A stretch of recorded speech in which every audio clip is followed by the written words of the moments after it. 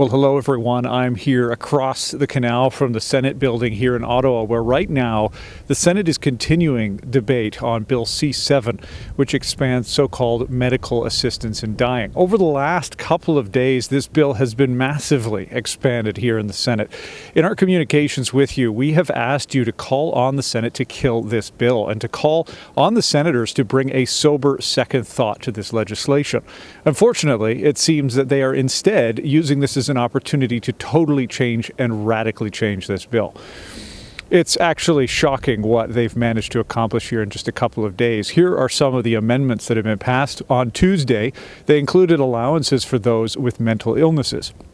On Wednesday, senators added advance care directives, meaning people can request for euthanasia far in advance. The senators also rejected reasonable amendments like not permitting medical practitioners to offer assistance in dying as an option to someone if they didn't ask for it. And they also rejected an amendment that would require 2 witnesses to be present. And they also rejected an amendment to err on the side of caution when a patient makes words, sounds, or gestures that might be interpreted as refusal of consent after it had previously been given.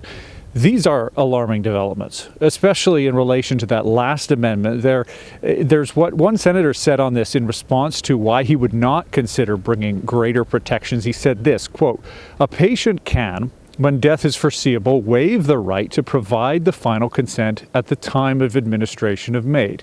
Why does he or she do that? Because they fear that they will lose the ability to consent.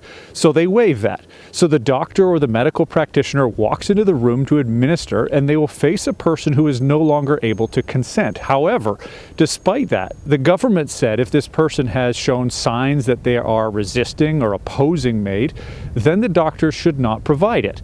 So this is the principle. This is only a clarification to say that a reflex or some kind of thing where they see the needle, or you place the needle in the arm and there may be some movement, it's not a sign that the person is saying, no, stop. This is really better protection to the patient who has already waived this consent and is no longer able to consent." And that's the end of the quote. So this senator believes that it is better protection for the patient to have the doctor or nurse continue with the procedure because they've already waived their consent and are no longer able to consent. I'm sorry, but I'm running out of words to express how concerning this is. We can't seem to see any possible situation where this could be abused. Essentially, if the patient is responding in a way that might be considered to be resisting, the doctor or nurse is the one who will judge whether or not the patient wants to go ahead or not. We've already established that there won't even be 2 witnesses needed. So what recourse would the patient or patient's family have? The patient wouldn't be present to witness to what they had wanted because they'd already be gone.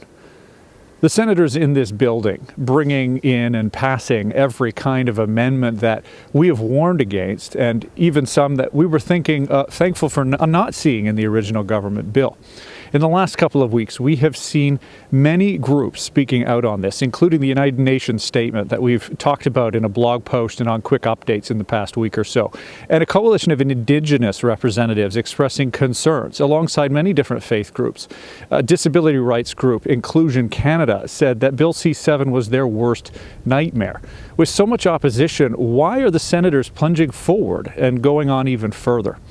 Today, an amendment to protect doctors who refuse to provide euthanasia is going to be proposed in this Senate.